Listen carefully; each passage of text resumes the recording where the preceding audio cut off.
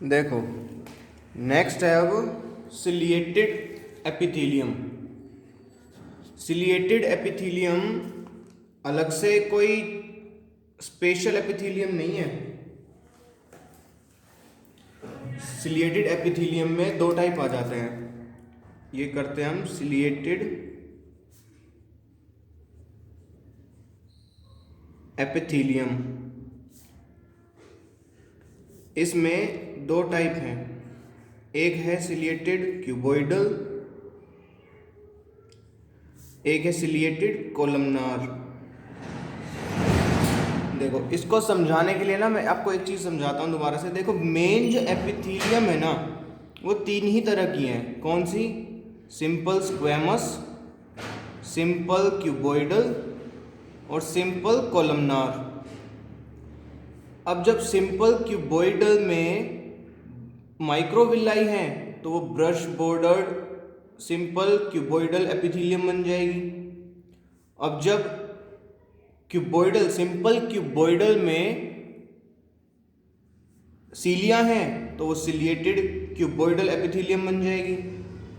ऐसे ही जो simple columnar है उसमें माइक्रोविलाई प्रेजेंट हैं तो वो brush bordered simple columnar epithelium बन जाएगी। यहाँ पर सी का मतलब क्यूबॉइडल, यहाँ पर सी का मतलब कोलमनार। अब उसमें सीलिया प्रेजेंट है तो वो सिलिएटेड कोलमनार एपिथेलियम बन जाएगी। यहाँ पर सी का मतलब क्यूबॉइडल है और यहाँ पर सी का मतलब कोलमनार है। तो एक क्यूबॉइडल के ही है मॉडिफिकेशन। क्यूबॉइडल एपिथेलियम में अगर माइक्रोविलाई है तो brush bordered cuboidal epithelium simple, और अगर उसमें सीलिया है तो वो सिलिएटेड क्यूबॉइडल। ऐसे ही कोलमनार एपिथेलियम में अगर माइक्रोविलाई है तो ब्रश बॉर्डर्ड, अगर सीलिया है तो वो सिलिएटेड। इतना सा फर्क है। तो अब क्या डायग्राम स्पेशल बनाना पड़ेगा इसका? बिल्कुल भी नहीं, सेम वही चीज़ है। ये रही क्या? Basement membrane. इसको हम रफली बना लेते हैं। अब ये बेसमेंट मेम्ब्रेन, ये ऊपर क्या क्यूबॉइडल सेल्स आएंगी ना, ऊपर क्या हो गई? ये रही क्यूबॉइडल सेल्स।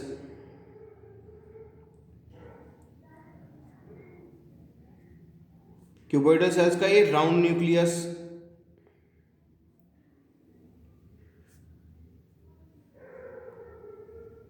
नीचे क्या है? ऊपर एपिथेलियल टिश्यू होती है बेसमेंट मेम्ब्रेन के और नीचे होती है कनेक्टिव टिश्यू। ये हमने इसकी बना दिया इस तरह से रिप्रेजेंटेशन। मींस ये सेल्स हैं कनेक्टिव टिश्यू की और ये फाइबर्स हैं, क्योंकि कनेक्टिव टिश्यू तीन ही चीज़ों की बनी होती है, एक सेल्स, और सेल्स जो सिक्रीट करते हैं वो फाइबर्स, और सेल्स जो सिक्रीट करते हैं वो मैट्रिक्स। तो सेल तीन चीज़ों की कनेक्टिव टिश्यू तीन कंपोनेंट्स की बनी हुई होती है। अब एपिथेलियल टिश्यू की बात करें तो एपिथेलियल टिश्यू में यहाँ पर ये रहे सीलिया फ्री सरफेस पे। ये कैसा सरफेस है? Free surface. ये कैसा सरफेस है? Basal surface. तो फ्री सरफेस पर सीलिया प्रेजेंट होंगे तो क्यूबॉइडल एपिथेलियम में अगर फ्री सरफेस पे सीलिया प्रेजेंट है तो वो सिंपल क्यूबॉइडल सिलिएटेड एपिथेलियम या ciliated cuboidal, ciliated simple cuboidal. Similarly ये क्या है? Basement membrane. ये हैं दो लेयर्स बेसमेंट मेम्ब्रेन की। ये नीचे क्या है? Connective tissue. अब आप अच्छे से सीख गए हो। ये रही कोलमनार सेल्स। कोलमनार सेल्स का ये रहा बेजल ओवल न्यूक्लियस जो थोड़ा बेजल पार्ट की तरफ होता है। मीन सेंटर में नहीं होता, थोड़ा इस तरह से होता है, प्योर सेंट्रल नहीं होता। आप देख सकते हो यहाँ डिस्टेंस ज़्यादा और यहाँ कम है, तो मीन्स ये वाला कम होगा, बेजल सरफेस की तरफ ज़्यादा होगा ये न्यूक्लियस और ओवल शेप का होगा। यहाँ पर सीलिया प्रेजेंट है तो ये सिलिएटेड कोलमनार कहलाई जाएगी। अब इसकी लेबलिंग आप खुद करो। ये बेसमेंट मेम्ब्रेन, ये कनेक्टिव टिश्यू, ये एपिथेलियल टिश्यू, और ये सीलिया है, ये फ्री सरफेस है, ये बेजल सरफेस है।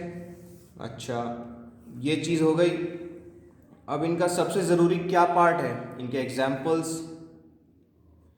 Cuboidal epithelium, ciliated cuboidal epithelium कहाँ पर आपको देखने को मिलेगी ह्यूमन बॉडी में?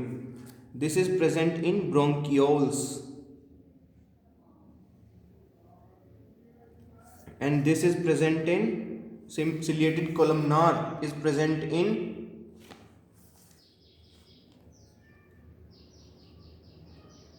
small bronchi.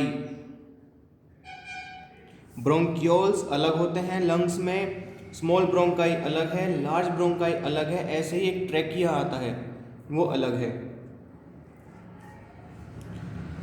ब्रोंकियोल्स हो गए, स्मॉल ब्रोंकाई में अलग है, लार्ज ब्रोंकाई में हम करेंगे आगे, वहाँ अलग है। ऐसे ही क्या है, लार्ज ब्रोंकाई में अलग है और आपका ट्रैकिया में अलग है। तो स्मॉल ब्रोंकाई पहला। सेकंड कहाँ है यहाँ पर? फैलोपियन ट्यूब में, फैलोपियन ट्यूब और ओविडक्ट, ये जानते हो।